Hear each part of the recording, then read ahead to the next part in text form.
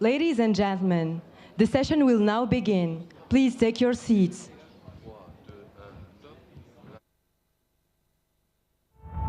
Rising geopolitical tensions in the world have added a new threat in the Sahel region, an area already riddled with economic and security uncertainties. The withdrawal of European troops and the drastic reduction in the number of French troops have created a vacuum where the Sahelian states were already struggling to spread their administrative authority in vast territories. An approach centered on economic development and the security development nexus is instantly demanded by the Sahel states who reject a purely military solution. How do regional initiatives like the G5 Sahel tackle the current security crisis? How can we implement new approaches against violent extremism and help states stabilize their territories? How can we install long-term political stability in the Sahel? And how can we link security and development approaches?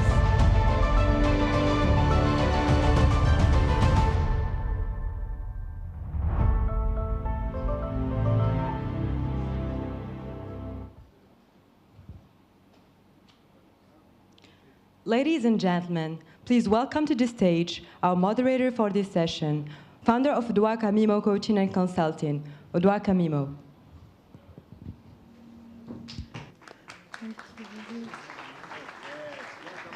Hello again. Thank you for welcoming me back. It's me again. And what I didn't say last time was that it's great to be back in Marrakesh to recognize faces given the pandemic and to see old friends. So thank you to the Policy Center for the New South for bringing us all back together again. So we're having a conversation, and the strands of the conversation have been built throughout today, and I dare say yesterday. We're talking about the security development nexus in the Sahel, the challenge of implementation. And I'll invite the panelists to join me on stage so that we can put our heads together on this, starting with Madame Elisabeth Guigou, who's the president of the Association Euro-Partenaire from France.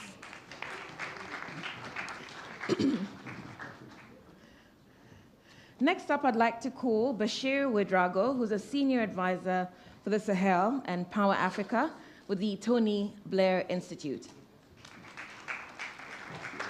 Welcome. And last but not least, General Mohammed Sidi Ahmed Ahli, who's the head of defense in the security department of the G5, the Sahel region.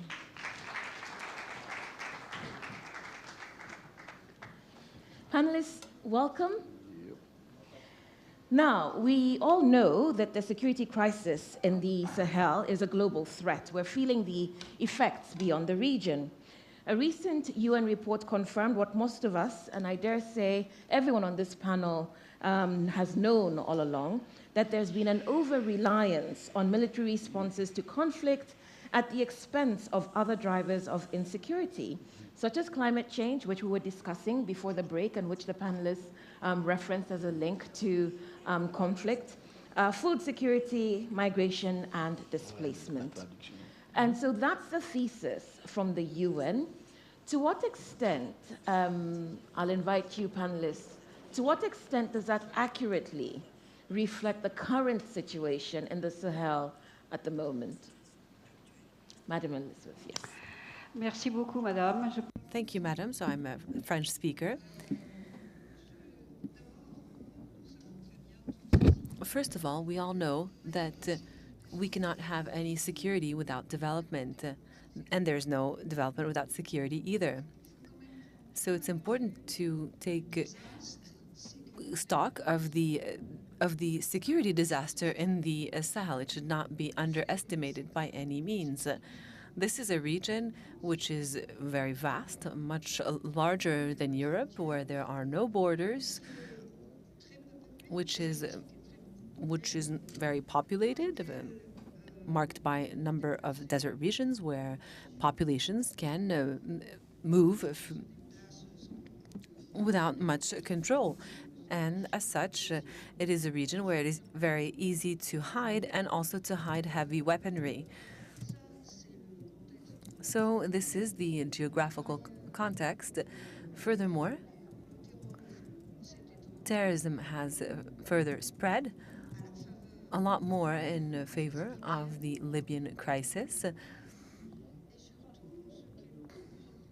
And what's a lot more concerning is that these terrorist attacks, which developed in the north of the countries in the Sahel region, the 5 countries of the Sahel, have a tendency now to develop towards the Gulf of Guinea and the coastal regions. This means that sub-Saharan Africa is now threatened. All of sub-Saharan Africa is now threatened by these terrorists. Now, naturally, the first victims are the local populations.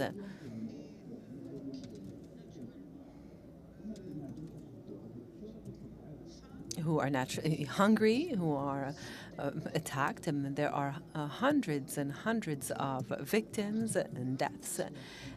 And especially the young who fall prey to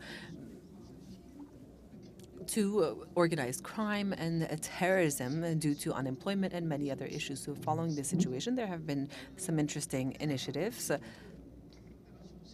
The Serval operation that was requested by the Malian president was not so disappointing, if I may say, but we can see that a security response can never be a single-handed solutions. But when we see that foreign armies last on the ground, well, the populations end up no longer bearing this situation. So on this basis, the question of local development becomes absolutely crucial. And in particular, the capacity given to these local populations to resist to these terrorists. I hope that we'll be able to take stock of the situation in the G5 Sahel, which was a very interesting initiative because, in fact, it wanted to blend this initiative, which was initially launched by the president of the five countries in the region with a very strong political will, but that wished to blend anti-terrorism and development. Now the G5 Sahel is in crisis. I mean, it's an institutional crisis with the coup d'etat in Mali, Burkina, etc., but especially a multiple crisis. I mean, I believe we'll discuss this further. And what's important in what you said just a moment ago, and the question that you're asking us, is how, based on such a situation of exacerbated insecurity that could spread throughout all of Africa and by ricochet in Europe, how can development issues be addressed, and how should they be addressed? Bashir, I'll ask you the same question, which was, that the analysis so far points a finger at over-reliance on military solutions. To what extent would you agree that defines the security situation at the moment? Yeah. I would like to outline the fact that when you look at the Sahel region, what's going on, it's quite depressing. And you look at the impacts of this insecurity year after year, and you look at the investment that has been done regarding security, you have so many initiatives that have been implemented in the Sahel region. She was talking about the intervention of the French in Mali and so on. It's billions of billions that has been invested every year. And when you look at the results, every year it's getting worse and worse. At some point, we need to sit down and say, look, how much money are we invested in this? And what have been the result? Because all these investors, let's say, which is the countries that are putting money in this region, need to ask the real question, where is the money going? And why is it that, how is it that so much money has been invested and we don't have a result? That's the first question now that we need to outline. Second, I think we have a misunderstanding also of the situation that is going in the Sahel region to some extent. If we want to solve this problem, we need to go to the roots of the problem. Why is it that somebody will take a gun against his brother? When you look at what's going on in Burkina Faso, you look at what's going on in Mali, it's not like it's not Ukraine. It's not Russia coming to invade or a country. It's going within. It's brothers, it's communities that have been living for centuries next to each other. So why is it that at some point these communities think that, there is a problem with my neighbor? So if we need to solve the problem in the Sahel region, we need to go to the roots of the problem. Because for so long, you have some community that was feeling that they were left behind. They didn't feel like they belong to the same state. They feel like, there is people up there, developing some region, and you have another people there that are left behind. And this was creating, a frustration for so long. And at the end of the day, what's going on, don't make a mistake. We have people that are taking the advantage of telling it's terrorism, it's this and that. It's not about religion. It's about how are we going to make sure that people feel like they're entitled, they belong to the same country, that the development is impacting everybody. And you have people, I would call them maybe lord of wars, that are in this region, and that take advantage of the situation. Because when we see a young guy who is, let's say 15 or 16 years old, now because of technology and everything, he knows what's going on in a capital city, what's going on in Europe, what's going on in US. Let me tell you, these young guys in Africa have the same feelings and the same understanding and the same needs as the young guys in Europe or US. They all want to have the same quality of life.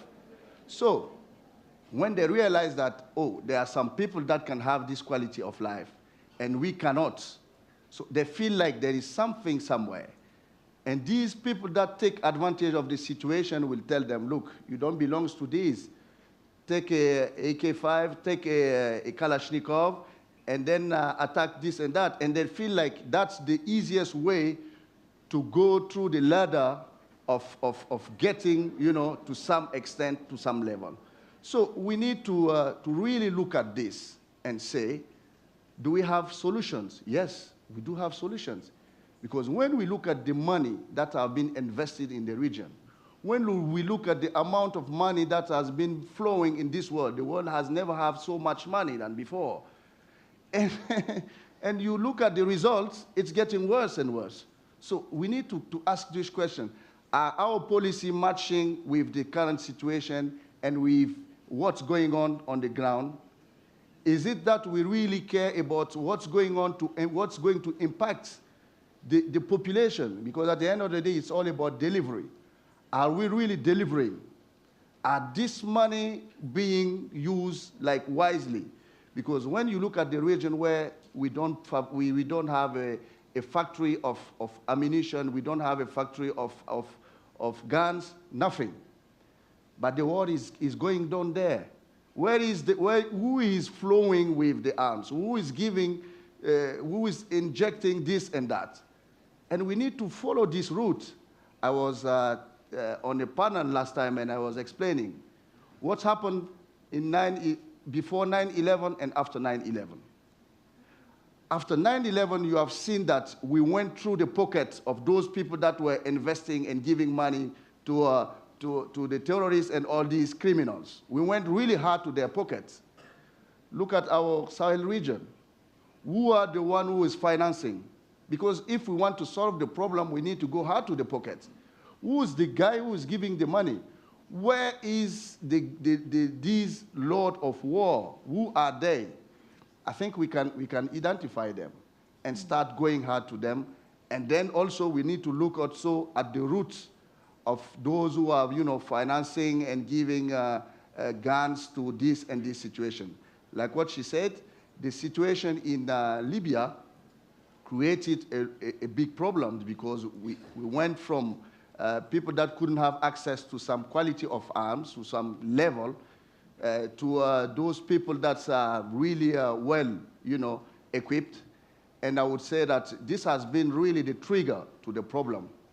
But now we need to know that this problem is not only the problem of the Sahel or a problem of Mali or Burkina. It's a regional problem, and we need to come together to solve this problem. Because when you take the example, for example, of the CIA or the FBI in US, look at US. When there is a problem in New York or in Texas or wherever, you have a platform where the information is there, and the FBI is there for all these countries. But when you look at the states in the US, each state is even more powerful than, maybe the whole country in the Sahel region. But they pull things together.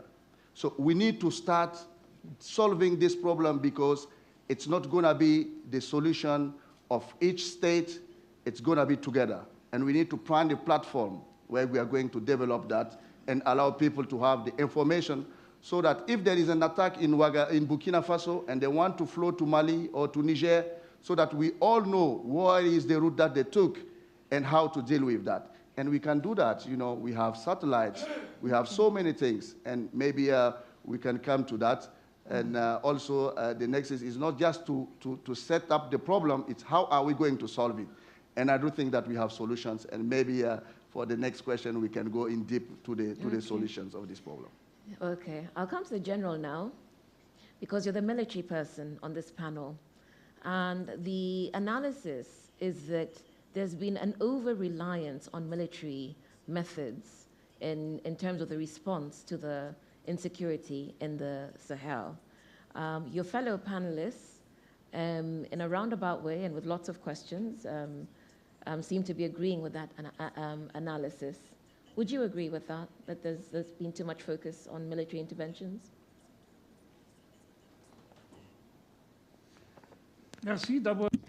Thank you very much. I will first start by thanking the organizers and the Policy Center for the New South to discuss these pressing issues for our region, for the continent, in fact, for the entire world.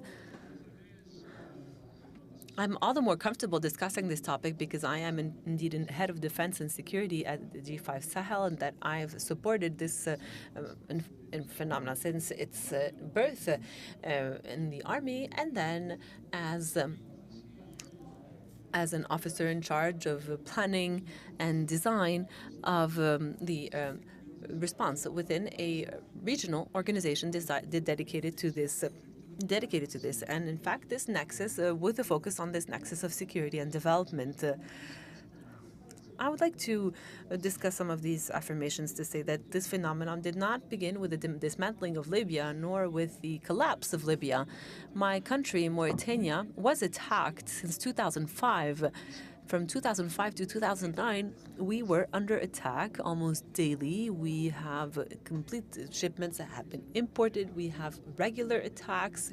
We, in fact, also have attacks in our capital city, Nouakchott, and we have Spanish people that were also under attack. We've had the assassination of French tourists in the Allegre region in the center of our country. So this did not begin with Libya. Libya was merely a catalyst, but the phenomenon began long before that. But to analyze this phenomenon, it's important to know what we are talking about here. What is the Sahel? What is this region that we call the Sahel? What are its characteristics? And why has this insecurity and terrorism phenomenon emerged? And the Sahel is a vast region that merges the savanna and the desert, that spreads from the Atlantic coast to the Red Sea and the Nile. And I will focus in my analysis on the countries that compose the G5 Sahel. So I will discuss the Chad and Libyan border, rather Chad and Sudanese border, because Sudan is in another context. But these 5 countries that have composed the G5 Sahel are first and foremost characterized by poverty and underdevelopment. These unfortunately constitute the bedrock of these countries, and this poverty is sustained by a constant poor governance since the independence and a recurrence of anti-constitutional changes. In almost all of these countries, there have been coups d'etat, and some have even experienced several. even my country, before talking of others, and we are at about the 5th or 6th coup d'etat. The region itself is an arid region. It's a desert region where climate change has had severe consequences.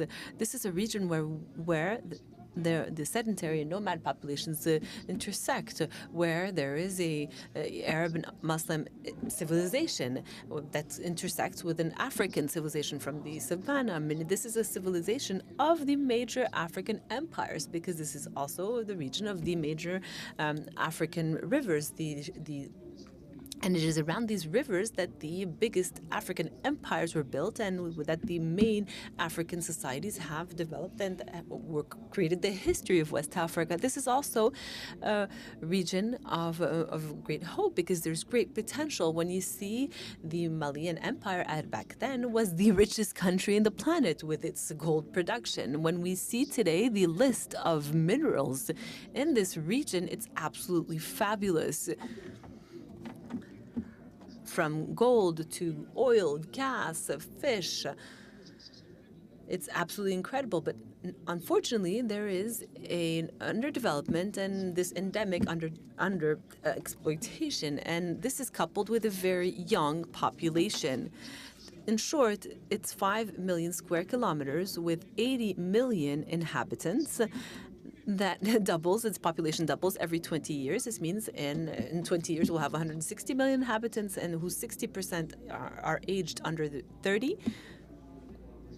And with poverty prevailing and climate change, and youth are unemployed, they have no other perspective other than illegal immigration, and we can see this in the Mediterranean. We can see them in the Mediterranean, the Atlantic Ocean. We see them dying in the deserts to try to make their way to the European El-Dorado, or picking up a Kalashnikov and making these youth notable, somebody that earns a living, somebody that has a weapon and motorcycle, and that can at least put food on their family's table. And in addition, there's this phenomenon of terrorism that has been added onto that, and some say religious terrorism. I wouldn't take it that far. I would say that it's sort of insecurity that instrumentalized religion, but that is also exacerbated by organized transborder crime. And so this is drug trafficking. I mean, you cannot even imagine what crosses the Sahel in terms of narcotics. There are entire shipments, Boeings, that land in the Sahel carrying narcotics and that are immediately burned.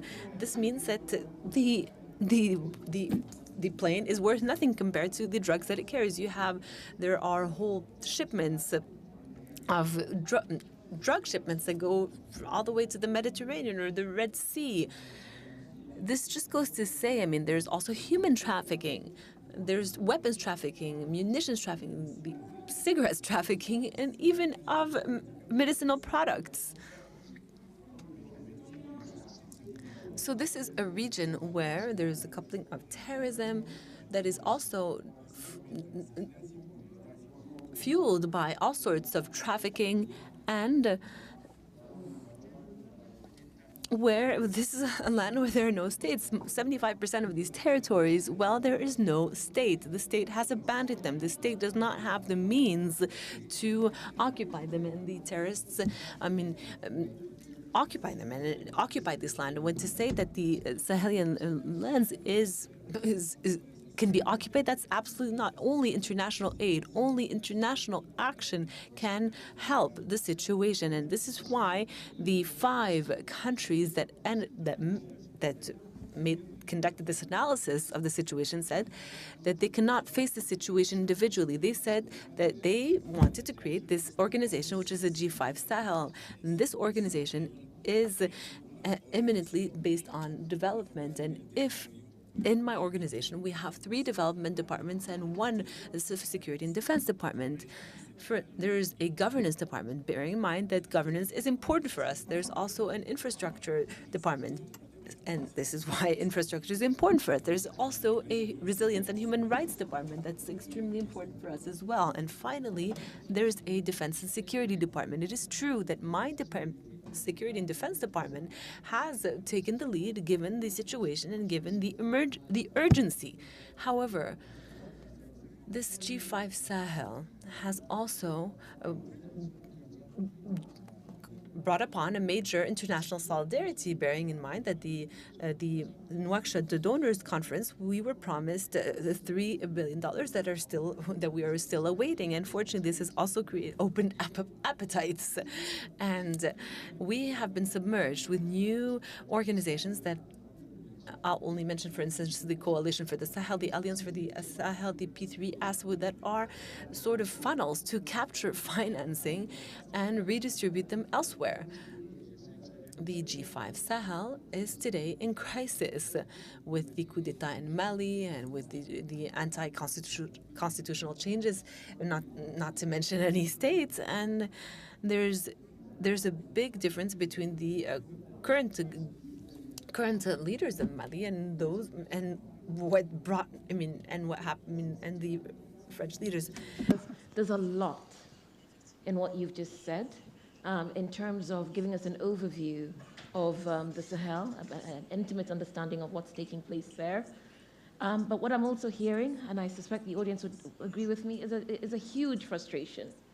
One, as someone who comes from the Sahel, but also as a military officer. And so my question, and you seem to be agreeing that yes, given the conflict in the Sahel, even though you've attempted to address the various factors that contribute to the conflict, military approaches have taken precedence over some of the other approaches that some of the panelists reflect on, development and belonging.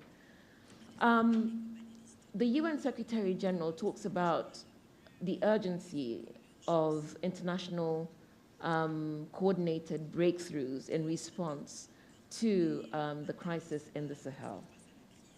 What would those coordinated breakthroughs look like from your perspective, Madam Elizabeth? Je crois que I believe that the descriptions that have just been made are extremely useful to understand the situation. Now we need to turn to the solutions. There is a major need for coordination between the countries of the region. I believe that our two friends on the panel have described this very well. Coordination of international initiatives as well, because between them, the G5 Sahel, and I also consider that this was a great initiative, but since the Mali has left, we can beg the question, what is the future of the G5 Sahel, especially since the three presidents of the countries that were at the origin of this initiative, are no longer here. President Aziz and the President Déby, and this is on the one hand. So coordination. We have, for instance, several initiatives. There is the ECOWAS that has just announced that they were going to create a regional force. Why not? But there is no coordination, at least there isn't enough coordination for the time being. As long as we won't have this coordination, we cannot neglect the military aspect. I mean, it's simply impossible given the trafficking that's taking place. Now we need to take it further. And coordination is also necessary for international initiatives. And here, this has been mentioned in the previous roundtables, that especially for regions such as these that are so underprivileged, that have been marred by internal conflicts and by a lack of governance. Here, we're not even talking about poor governance. We're talking about the absence of governance. And when there is an absence of a state, here, it's important to have regional and local actors and international actors, and it's important to define priorities and stick to them. Number one, agriculture and food security. This is absolutely fundamental, and to do so, it's important to rely essentially on women and young people in this region. And my friends will probably know this even more than than me, I mean, women were led economic development because the men were nomads and that would travel the territory from one end to the next. So women organized survival sometimes for years on end, because to travel from one end of the region to the other on camel's back, it took a very long time. And now young people, well, is already a great source of wealth for, provided that this African young generation has the resources, the necessary resources to be able to flourish, and provided that they are not marred with frustrations. We have such an agile and creative young generation, especially with new technologies, that there's also maybe part of this international aid that maybe should be directly geared to young people, provided that there are the minimal infrastructures to make sure that this money will actually be given to these young people and not to only stay in this assistance dynamic, but to create what they want to create. And also, we have a major issue of renovation of our financing and aid channels, because the money is here. As you very well said, international funds are available, but where is this money going and how is it used? So in addition to agribusiness, there's also a major need for infrastructure. When there are no roads, well, naturally, all trafficking happens, and it makes it easier for trafficking to happen. It's very difficult to develop industries. This is what will create jobs for young people and industries, local industries, to be able to use the African mining resources that are very extensive. These mining resources, especially those of the future, nickel, lithium, they shouldn't be captured by foreign powers for their own and exclusive use. I mean, here, this is quite the topic. I mean, these are all rare materials that are used to manufacture microprocessors, and this is the oil of the future.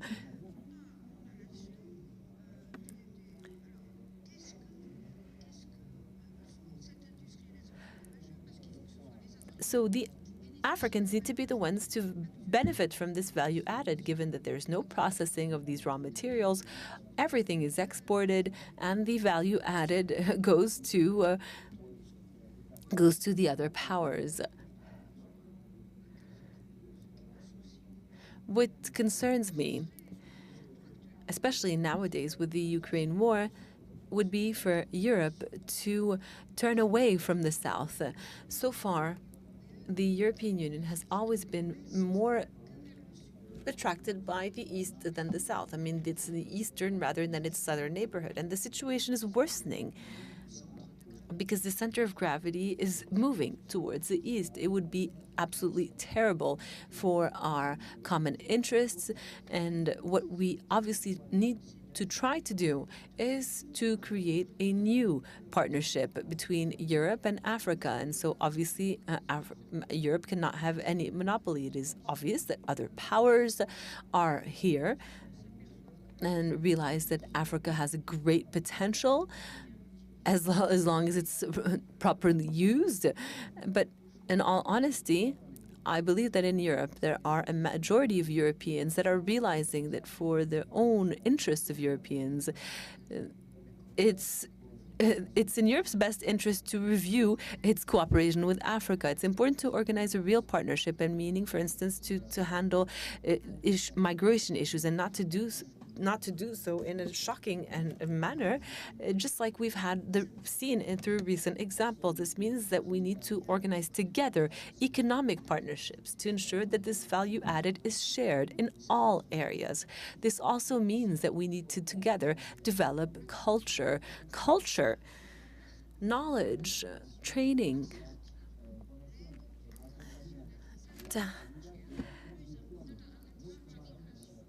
Donc, I don't speak for the European Union, but I suspect that if there was someone representing the European Union here, they would argue that all of these things are taking place. But there is a responsibility on the African part to ensure that Africans derive value from the partnerships at their disposal? Oui, c'est une question. Yes, both partners need to agree. I wouldn't say that Europe, the European Union, it's true, has considerable aid that has increased further with the global gateway. Now this needs to be transformed into a local gateway. But we need to review many mechanisms. For that review. Because you asked us a lot of questions, which I would like you to answer, because I suspect you have the answers to the questions you were asking. For instance, why has there been no sort of isolation, tracing on the monies, the illicit flows of funds into the Sahel, and funds that directly sponsor the conflict, extremism, whatever it is. But also the point that Elizabeth has been speaking to about the partnership between African countries, particularly the Sahel, the G5, and the European Union, and how and why it is that even with all the monies that have been flowing into this region, we seem to be worse off 10 years later than we were at the start of the deterioration of the situation. Yeah. Thank you. Before going in deep to that, I would like everybody to ask this question. Did we do a kind of cost analysis of where is the money going? Okay? Because money was coming. So you're answering my question with a question? No, I will come in, but I just suspect you have the answer to that question. I have an answer, yes, because okay. I was like, before going into deep, just ask yourself, have I done a cost analysis of where is the money going? Because when you have, it depends, for example, you have money coming and you know where it's going back. Sometimes they say, to whom benefit the crime? So that's the beginning. And we'll go in deep now into that, so that at the end, I hope that you have the answer of your question. The general was saying something. We have a region where the impact of climate change is really worse. I think we just have a panel on climate change. And we have populations in the Sahel region that are living based on agriculture and breeding animals. That's their wealth. So it means that somebody who is wealthy in this region is somebody who has a lot of animals. It might be cows, it might be whatever, but that's his wealth. But because of the drought or because of the lack of water, for example, he can lose all his wealth like that. So these are the population that are really feeling the impact of climate change, because sometimes in some region it's the raising of water, it's the raise of temperature. But in the Sahel region, if you really want to see and to feel the impact of climate change, that's where you have to see the impact. So years after years, people are getting less richer because of the lack of water for the agriculture and breeding animals. But I say we have solutions. We used to say that, without electricity, without energy, you cannot imagine the development. And that's true. You cannot build an industry if you don't have a least cost of the kilowatt hour. Because the whole economy is based on the cost of the kilowatt hour. The cheaper you have the electricity, the more you are in terms of competition. Because if you have the same industry in this country with, let's say, 10 cents per kilowatt hour, and in another country you have the same industry with 20 to 25 cents the kilowatt hour, then you are not competitive. So this region is facing a big problem, because at that time when Bashir, the problem has been articulated. I'm coming to you for solutions. Solution now, because yes. we have solar. That's what I'm telling. Okay. Now we have a region which is blessed with solar. And you can see that, on the ground you cannot have water because of the heat and everything. But when you take a country like Niger, if you go deep, they have a big amount of water that is available there. So we have the technology, we have the money, and we have the solution. Why can't we drill enough to get this water underground and make sure that these people that are mainly living based on agriculture and breeding animals can have just the need that they have to live with dignity? people are not asking for charity, and I'm not for charity. I'm not for these who are begging, you know, you need to give money to this and that. No, the world is not about begging. It's about making a business plan which is viable. I said today, let's look at the money, and I'm coming back again to what I was asking. Let's look at the money, the amount of billions that we are injecting every year, every single year, for buying arms, for buying ammunition. If we take 1 million of this money and we just inject in making sure that we can drill inside and get the water and make sure that these people, based on solar energy, because the solutions are there, we have done it. With solar energy, you can pump, you can irrigate, you can transform, you can make sure that people have everything with solar energy.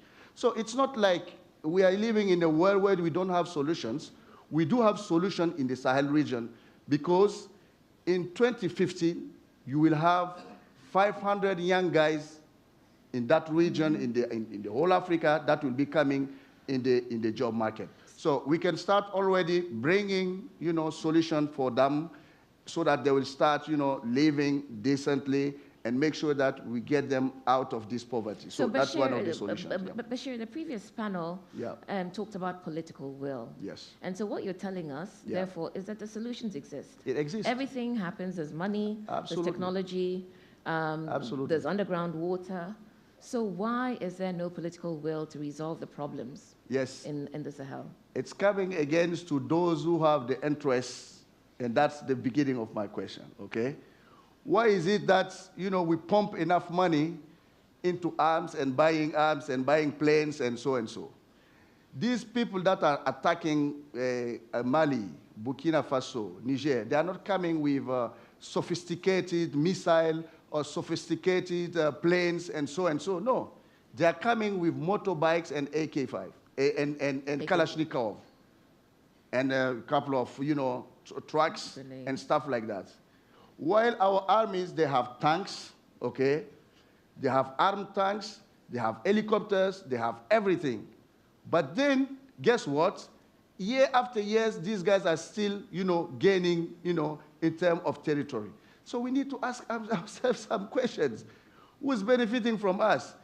And I would say, when you are bringing, you know, arms, you are bringing big things, this money is not staying here. This money is going somewhere to somebody's so pocket. let me just check, though. Yeah. Do you think Bashir is speaking in parables and proverbs? Because that's how I feel. I feel like you know what it is you're trying to say, but you're speaking in code. Yes. Okay. I think everybody here understands what I'm saying. Yes, we understand what you're saying. Name it, so that we can move on. So, who is benefiting from the crisis? So who's funding it? Who is extracting the money? Who do we need to isolate? Who do we need to name and shame? Who do we need to put, you know, list for sanctions? Who? Tell us. Thank you. Let me tell you. I have the credit of, you know, of pulling the trigger, but who is benefiting from that? Those who are, let's say there are 5 countries in the world that are first in terms of arms. It's France, it's US, it's China, it's Russia, and maybe the 4th one, 5th one, I don't know. They are the one who's benefiting from the arm, because they are the one who have the industry of, you know, fabricating big guns, fabricating big planes and all these things. So, and when you look at the whole region, none of these countries is even have a kind of factory that are putting in place even the bullets. Right, you made that point, so you've identified the countries. That's one of the points. So, you know, you know where the money is going. Okay. So I said, it's not about, you know, killing that industry. It's all about taking a little bit of that money and invest it in something that can make sure that the war will end. Because at the beginning, we all said, it's not a problem of, you know, of religion and so. It's a problem of development. It's a problem of people feeling like they are not part of the development. Okay. So if we all agree on that, if we want to solve the problem, why can't we just simply make sure that we can help them to lift them out of poverty? Okay, and that's what I said, the solutions are there, all right, and we can, you know, use, you know, these solutions to transform. So General, I'll come to you now, because the crisis, okay, let the translation catch up, Have we caught up? Okay. I'm coming to you, General, because everything we hear points to, you know, sort of smoke and mirrors. And from your perspective, you've asked for support for the G5, which is in crisis, but it also seems as if you could very easily, as a regional grouping addressing conflict, ask for basic minimums in terms of isolating individuals who are driving and profiting from the conflict in the Sahel. You could ask for various other interventions that the UN has identified in terms of capacitating yourselves as an organization, but also supporting your initiatives within the Sahel.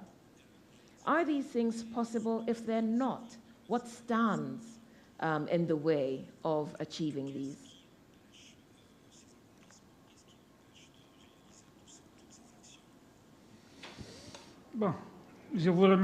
Well, thank you.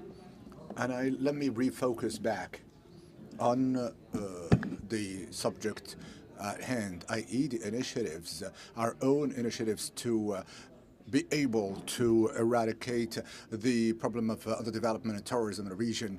I think that a question was asked relevant. What future for the G5 Sahel with the exit of Mali? First, I would like to answer that question before. The G5 Sahel, it is true with the exit of Mali is now having a territorial discontinuity, and Mali is a central country in the G5 Sahel. But the political will of our leaders is to continue with G5 Sahel at 5.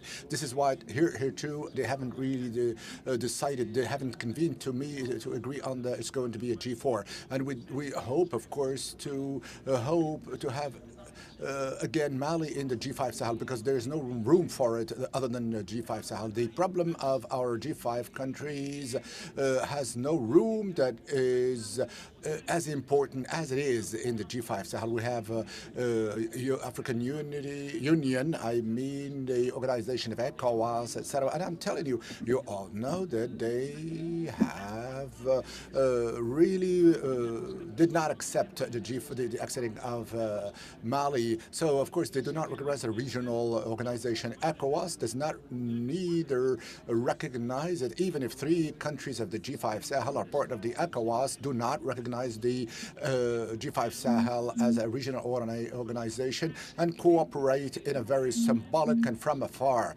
with the G5 Sahel. The G5 Sahel does not only have friends, it's so impertinent, it has attracted and a lot of jealousy, and the G5 Sahel Mali will certainly come back to the G5 Sahel. Burkina, contrary to a lot of what people say, is not going to come out from or leave G5 Sahel. And the relevance itself of the G5 Sahel is the guarantor of and the warranty of the perenniality of the G5. Of course, there are new initiatives. Almost everyone does not believe in the G5 Sahel. There are so many initiatives. Let me mention some of these.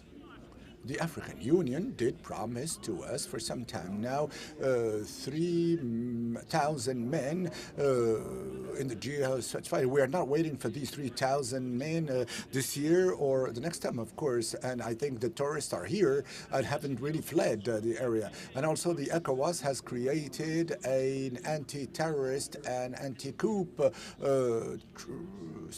force. So, of course, we're still fighting these coups. And so in the G5 Sahel, there is not, and I repeat, nothing that could be construed as, sorry for digressing, we would like to thank the European Union, of course, that has helped us up until now. Unfortunately, what the European Union has given money-wise was not directed the way we wanted it to be directed. We wanted, of course, to pay for our soldiers, pay for the food and the catering, and pay, of course, the European Union does not pay the soldiers, does not feed them, does not pay for other activities. So the European Union pays for what? Buildings, water-specific expenditures. Tourists, of course, are not leaving and still continue coming back because of that. Now, on the other hand, there are new initiatives, the Dakar initiative, Accra initiative, the Accra initiative. Well, it is true that there is a severe threat of the Guinea group to the coastal countries, but up until now, there is no terrorism in those countries. It is to remove it from the hotspot of the Sahel and to put it in the Atlantic coastline, to leave the area empty for the terrorists and other traffickers who will, of course, chase away the states and will come, of course, span over, of course, the new barriers and to drop it out or dump it in the ocean. We have been talked about several initiatives. Of course, the MISMA currently is now losing ground. We have heard the promises of the United Nations to help us, but the United Nations still today refuse to finance the anti-terrorist fight within the framework of the peacekeeping operation. They say we're going to have ad hoc special funds, but up until now there is no support. Initiatives, new initiatives. I think the sole initiative that remains relevant on the field is the G5 Sahel. And unfortunately, the G5 Sahel, as I said earlier, does not have only friends. Even the African organizations do not really extend our hands to us. The European Union, who was keen to help the G5 Sahel, of course, from an economic standpoint, it was only lip service. For example, my head of states in Bamako since 2006 states, the heads of state have come out from their lethargy. They said create a joint force, set up, of course, a way from Jamena jusqu'à Nouakchott, and also an air company, freeway or motorway from Mauritania to Chad to exchange products, to develop, create this and that, communication structures and the like, interstate, remove allow all of the states to have roaming without additional cost. All of this has not taken place. We have to acknowledge that the development and security strategy, based on which we have an investment priority program, despite the Nouakchott conference that has hoped, that promised over and beyond our hopes, have not received one penny from the international community. So how do you want the 5 countries, the poorest countries, so these are the least developed countries, delivered to underdevelopment and also to their climate change problems and also to the exponential development of the population, can finance such projects of such magnitude? I think it's too much asking them initiatives. Hence, coming back to that, I think the multiplication of initiatives is not conducive to changing the whole situation. We have to recenter on consistent existing cooperatives, beef them up, to develop them, of course, to really overcome the underdevelopment and insecurity that our region currently lives through. Oh, okay, thank you. It's a fairly depressing picture. But the floor is open for your questions. And there was a question that came in about the media. And so, General, I'll ask you that. I know you want to intervene. But there's a question about the relevance of the media and how it drives the conflict in the Sahel. Can you respond to that, please? I've lost the question. What is the role of the media, local versus international, and social media in the Sahel region in this matter? And that came from Jonas Bumekti. And I'll ask the General to respond to that, please. Thank you. Microphone, please. No, it's not a secret that today the media are a fifth column in the war. In any war, there is no war without media, without information, without communication. And today in the Sahel, there is no one Sahelian who doesn't have or own a motorcycle and a smartphone. Even the terrorists, the enemy, use the media and use the media to disseminate their ideas and propaganda and to also attack states. Hence, it is an extremely dangerous arm and weapon in the region, and if it is not being used to put to good use by the states, by the organization, by the state structures, well, local and international. Jusqu'à présent, j'ai parlé du local, mais Up until now, I've talked about local, but international. Also, the international media are not really making us or talking about this better. Let's look at some radio, television. Of course, they relay the most villain picture, and this is also something known. And it's always the eroticism that they are looking for, and the scoop, and the sensational, and of course, and the children, of course, with big bellies, and women also doing the home chores, where on the other hand, on the other side, there are a lot of good things to show in the Sahel, not only the poor people, not of course disseminating fake news with respect to attacks, villages, massacres of population, and also burning the crops, etc. Of course, the media who do not belong to us are often led to show us poor terrorists and what have you, or incapable of making a living. Of course, in order to, as I said earlier, to be on the sensational front. You wanted to come in.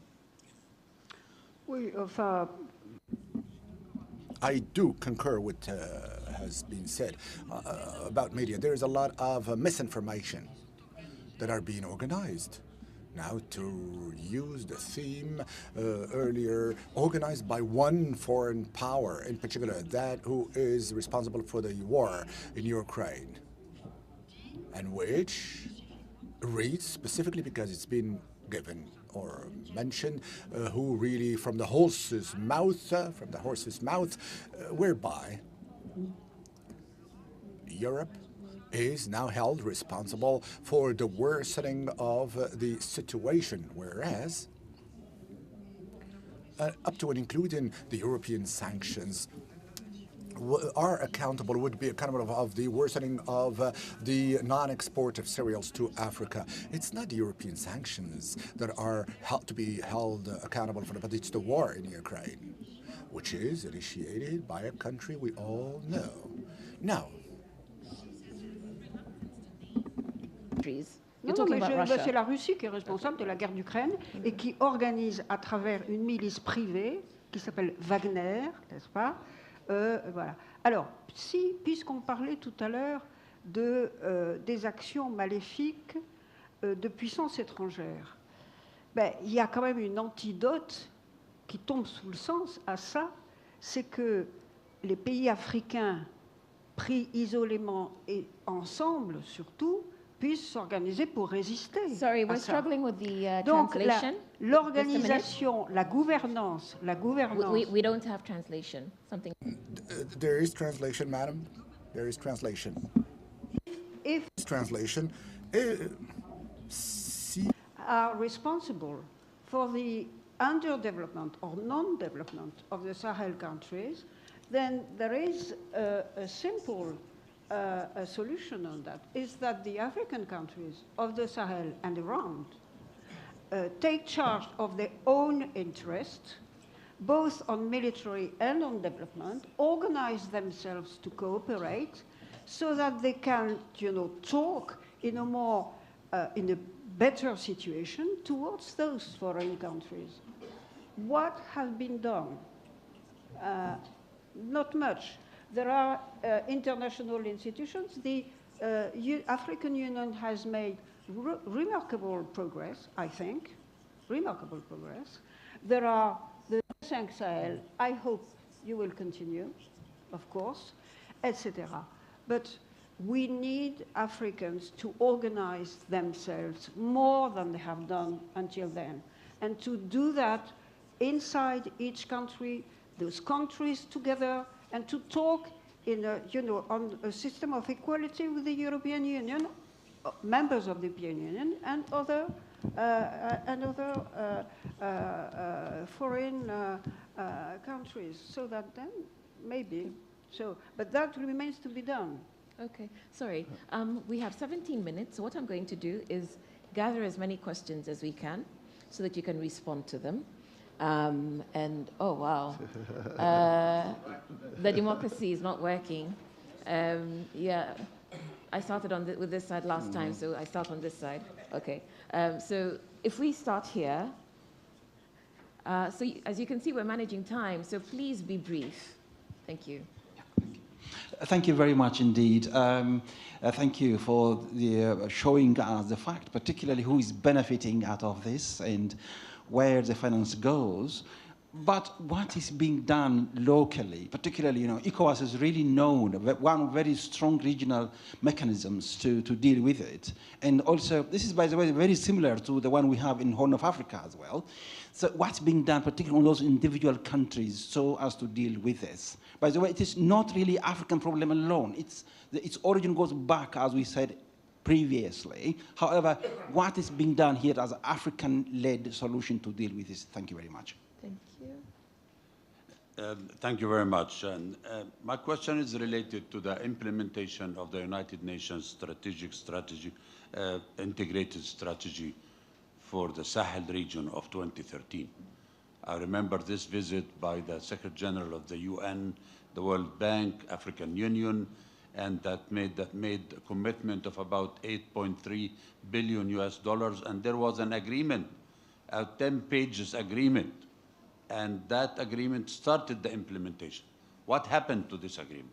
That's one question. The other question is, and that's maybe to the General, if we get into MINUSMA, for instance, or into any of the forces in the region, an intervention brigade, like the one that we deployed in the UN into the DRC to combat the M23 in 2015, and resulted in a defeat of the M23, which unfortunately M23 is coming back. Sorry, just ask the question, yeah, please. So the question is, can this help in improving the situation in the Sahel? Thank you. There's a question at the back. Merci beaucoup. Thank you very much. I think it's a very, very important topic. And once again, I think what's happening today in the Sahel has global implications, phenomenal, that we should not neglect, given the fact that the interstate terrorism is to be condemned, the Russian terrorism in Ukraine, the American terrorism in Iraq, or that of NATO in Libya. All of this is certainly to be condemned. But it seems to me also that the armed groups operating in the region of the Sahel, undertaking these terrorist activities, currently are creating a situation with the global implications to be reckoned with. I very much like the fact that Mr. Ouedraogo did mention the need to really go to the very root causes of this problem. And I think you've mentioned, Monsieur, si je peux juste me permettre rapidement. If I may, you've mentioned some of them. It seems to me that the real problem is the very failing of the post-colonial states in this region. This very failing of the state that has been amassed over the last 40 years. There are a lot of internal governance-related but international problems. There are solutions. I would have liked to elaborate, but there are solutions that you mentioned, but this hinges on the way in which we decide to reorient the actions of the state, to put the state at the very heart and core of governance, rather than applying neoliberal policies that haven't really worked wonders in the region. That's most important point.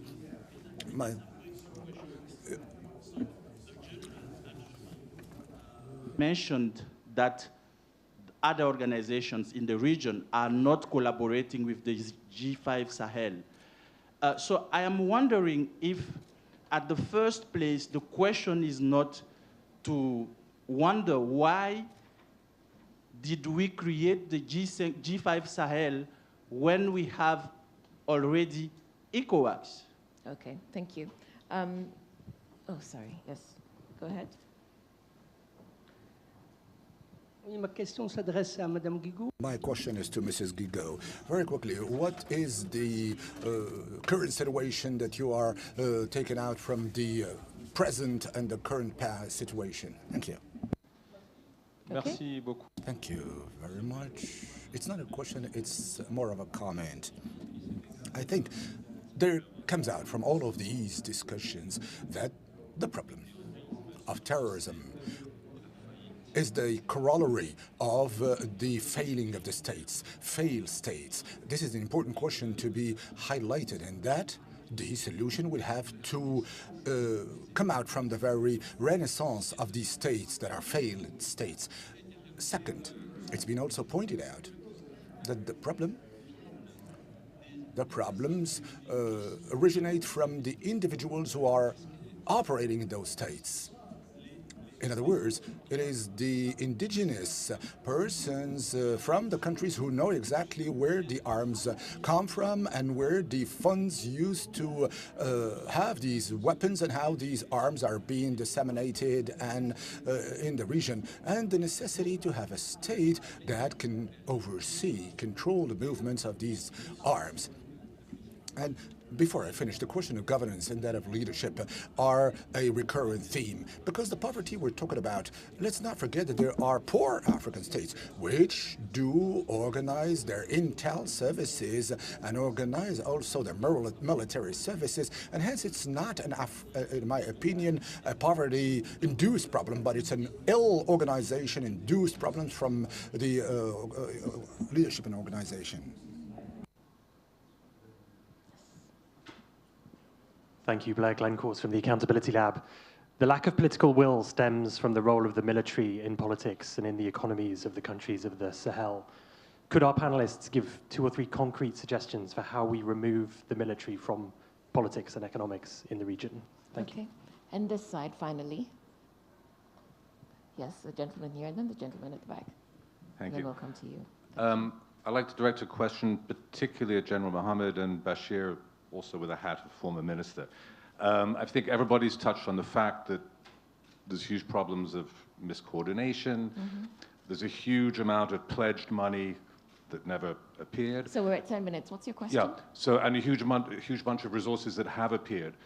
How and who should take the lead in organizing this? We know everybody wants a piece of the pie. ECOWAS wants a piece of the pie. Each state wants a piece of the pie. G5 Sahel. I'd like to hear their ideas on who should take the lead on this that would be accepted by everyone. Okay, thank you. Sorry, just a gentleman. I got a question also. Hello. Moderator. William Zarpin from Washington and Tangier. What happens when the roots of the problem end up in a swamp? When the groups that support terrorist groups, the areas that support terrorist groups, are the areas that have been neglected by their government, as in northeast Nigeria, as in northern Central African Republic, as in eastern Mali. What happens when a corrupt group is replaced by a corrupt group and succeeded by a corrupt group in government? Or a situation in South Sudan where the humanitarian aid goes into the pockets of the government and ends up in Switzerland. How do you get action in that case for the government's, for the government's own people? Thank you. And I think you had your hand up. Yes. And that will be it for this round. Could I have my question? Okay, please go ahead. Mohammed El-Meski, Nordic Center for Conflict Transformation. Just want to understand one missing link for me. These are countries sitting on huge repositories of minerals. But at the same time, I'm hearing that they cannot afford a single penny to fund counterterrorism. Can you explain this paradox? Okay, thank you. And a final question, please. Could I yes. Well, very quickly, the Malian authorities have argued that the MINUSMA mandate should be updated and adapted to new circumstances in the country. Do you agree with this? And if that's the case, in your concept, what should be changed in the MINUSMA mandate? Thank you. So I'll start with you, and we'll work our way down. We have, quite a number of questions, some of them overlapping. And so please respond as you see fit. To the questions. Thank you. Okay, you have the translation? Now we have the translation back. Je vais d'abord répondre à la... Well, I'm first going to cater for the question. I'm not the official spokesperson of the French language. You would have understood that. I have no more responsibility for many a year now, even if I've had a responsibility thereon. But suffice it to say that the eyes that I cast on these French interventions as follows. Of course, Saran operation was a success at the beginning.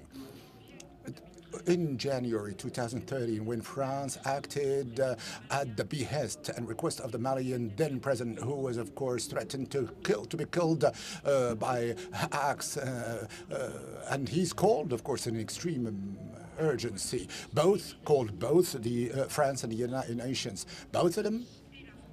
And France and the United Nations, who decided, in point of fact, to respond to his. Of course, well, he's still living, and he did well doing that. And the Malian population at that time was enthusiastic about that move. Even some women called their newborns Holland. You see, first name, so they nicknamed their children after Holland. So Serval has been, of course, turned into Barkhane, and I think the main reason for that, or success, was for France to be able to attract other European states in these operations, because it was France that was taking the lead on military front.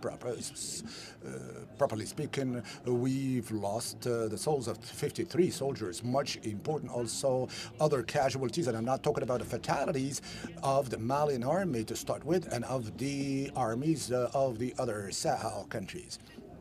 The fact of attracting and making it interesting for countries of the north of Europe up until Estonia to bring them to contribute, even if their presence was symbolic, to attract them to forming the local troops. I think it was an important, significant success, because here again, Europe, if not to say all of the European Union, apart from the Mediterranean, Mediterranean countries of Europe, are not really bent to show their interest in Africa. Mostly that Africa from afar is seen on only problem continent. I mean, a continent only problems. So let's look around, and that'll be easily visible. That was beneficial on the one hand, but my personal take out on this is worth what it is. I don't think we should not allow foreign armies to remain that all the time or too long time. It can only be unbearable for the population. It is for the local army when necessary, and it is apparently necessary in the Sahel to continue fighting for security, even if development is fundamental. So it is up to these local armies to continue the security effort. So as to what I have now, according to what I've heard, France has transferred its forces. It hasn't leave Burkina Faso, even if they are subject to a brazen propaganda, albeit they still remain present in Niger. And it's important because Niger, this big major country, should be preserved. President Issoufou was one of the staunch supporters of G5 Sahel. I hope that his successor will do likewise. Now, therefore, there is a reshuffling, a deep thinking process on the new strategy to be led by France in these countries. The Minister of Defense is going to go to these African countries, and he's been very crystal clear recently, and I approve his approach and his move to go talk about the needs of each of the African countries, to be lending a keen ear, not to act in their stead, but do with them and work with them when the support of France is deemed necessary. I think this is the good approach. On the other hand, I would finish by saying that in Niger, more particularly, there hasn't been any failure. In Niger, the French army has, for example, contributed to local development with initiatives for the furtherance of the use and the making availability of water. You. Okay. There's one question that was coming, from several of us. It was about the capacity of our states to even perform and deliver. I mean, we need to... Please don't ask any questions, just answer the questions. Yes, I think it's important that, sometimes we remind some things, and I'm talking about the question of the Prime Minister. It's like there are some states that are not viable. And we need to understand that. How did our state have been created? It has been just divided like this. You have people that are speaking the same languages from border to borders, but because of the line, they said you are from that country and you are from another country. So it's causing, even at the beginning, the understanding of why is that. So there are some states that you have, let's say, the capacity, the human capacity, the resource, even to sustain this state, you don't have it. So, you know, this question is not that easy like this. You know, you should not just look at it like that. How have been this continent being divided into states? Bashir, but does that really hold, though? Because there are other countries which are functioning with those colonially imposed borders, so that doesn't hold. I understand, but then the next step is what? When you understand that you have states that are not viable, why can you pull them together and make sure that you have the potential? And it comes to the beginning when I was intervening. You remember I was talking about the CIA and the FBI in US. It's coming to this. When you look at the different states in US, you look at New York, you look at California, you look at all these states, they have one army which is protecting all of them. You have one leadership which is protecting all of them. You look at the NATO in Europe, you have countries like Switzerland, which is like, let's say, millions of times more richer than our own region. But they are in the NATO, where they have the protection. They don't need to buy, to take their money to buy planes or to buy this and that. So I think this is an example. But which speaks to the question that I think two or so people asked, which was, if you have ECOWAS and the African Union mechanisms existing, why do you need the G5? Then and isn't that part of the problem? It comes to the leadership also, and the understanding of the states that nobody is going just to go by himself, and we need to pull some resources. So there are other questions also that was directed to me specifically. It's what's being done locally. You know, it's really the question, and it's how are we doing? And one of the solutions is like we need to come together, because nobody will be alone, you know, be able to fight against that. And that's something I have been advocating for so many times. Look at even the trade. When you look at our region, they are trading between each other like 15%. The rest is with out of Africa. So it's all about how are we going to make mechanisms so that, you know, we try to pull resources together and make sure that, you know, we will fight this, you know, giving hand by hand. Okay. There is one last point I would like that is not touched and that we forget many times. It's education. Let me talk about this, because this is the key, this is the end of everything. Can you do that in 1 minute? In 1 minute. You know, I will do it. We're finished. Please, education. There is one mega bomb which is coming in 10, 15 years to come. It's these young guys that are out of schools because of this, you know, terrorism, and because of insecurity. They have been moved out of schools. They don't have access to education. These people were going to solve the problem, but they are the next problem. Okay, so it's a ticking time bomb. Technology is something that we can use to make sure that we can educate. So, General, I'll come to you, and you have the impossible task of responding to all the questions you were asked. And there's some specific questions about the militarization of politics and the politicization of the military. I think you probably have answers to the question that was asked about what locals are doing on the ground. I think you also have the answer to the question about why does the G5 exist when you have ECOWAS? And we have examples of ECOWAS successes in other jurisdictions, so why do we need the G5? And you have to do that fairly quickly because our time is over. It's possible, you're a military man. Yeah, there we go. Well, I'm going to take a dive. Well, let me confirm what Madam Guigou has just said a moment ago that at a certain time, if there hadn't been the Serval intervention, Sahel would not be where it is today. I think we have to acknowledge and thank Serval for having acted at a time where and when it was a critical situation. Serval has been turned into, sorry, bear with me, Barkhane.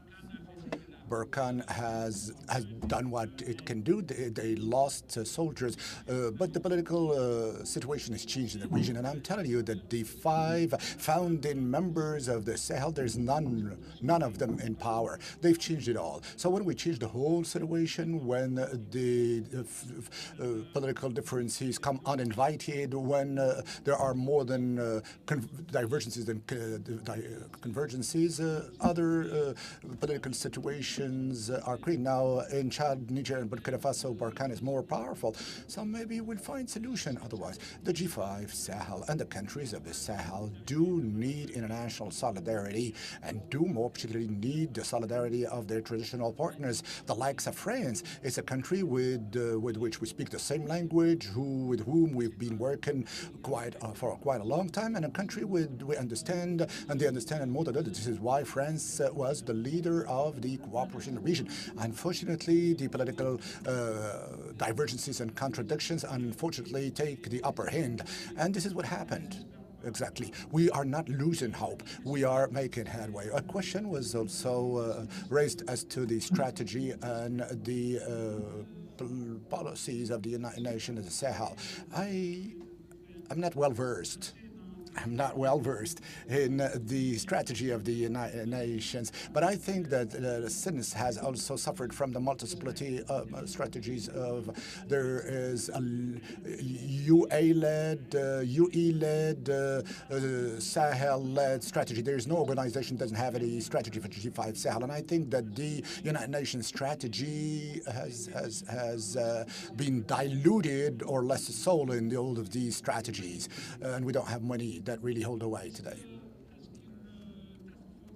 Whether now a question was raised, whether a task force, UN-led task force with a new mandate would be able to solve the problem in Mali or in the Sahel. First, the mandate of MINUSMA today is very, very limited in scope and in geography to the Malian problem. It's not a Malian, but rather a regional problem, and also limited in the very use of the force, for it is a force that has no offensive mandate.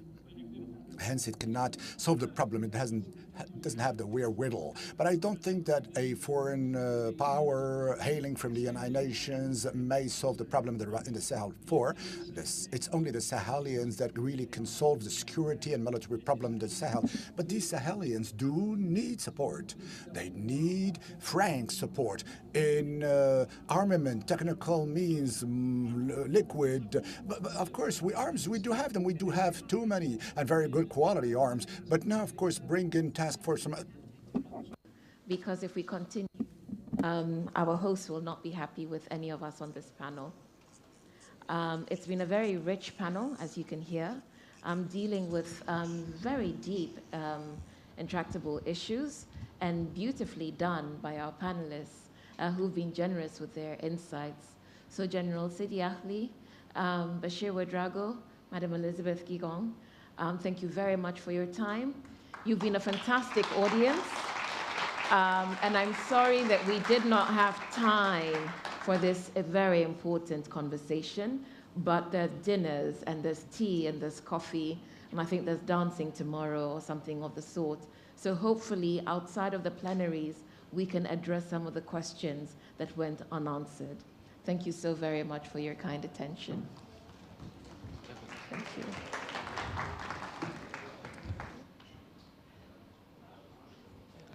Ladies and gentlemen,